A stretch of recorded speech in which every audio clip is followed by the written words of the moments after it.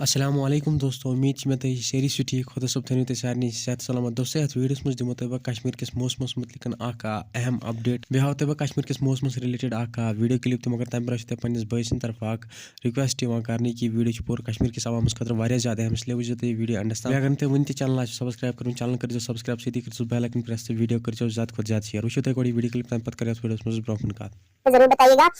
कल की बात करें, कल भी बताया जा रहा है मौसम साफ रहेगा।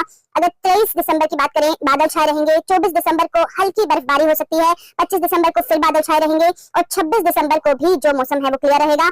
27 दिसंबर को फिर घने बादल छाए रहेंगे और 28 दिसंबर को फिर से मौसम जो है वो क्लियर रहेगा। तो फिलहाल माइनस कहीं -6 कहीं -7 दोस्तों वीडियो क्लिप आसो तुम पूरा वुचमुत पूरा आमुत समझ अत मज कम कम दह क्युत मौसम कश्मीर मज बे सारे पता कि कश्मीर मज वनकस टेम्परेचर वारिया ज़्यादा डाउन -8 -9 वनकस, इसलिए पज अस तौर मज पन तो पन्ने फैमिली हुंद खास कर लकटन बचन तो बुजुर्गन हुंद खास ख्याल थवन।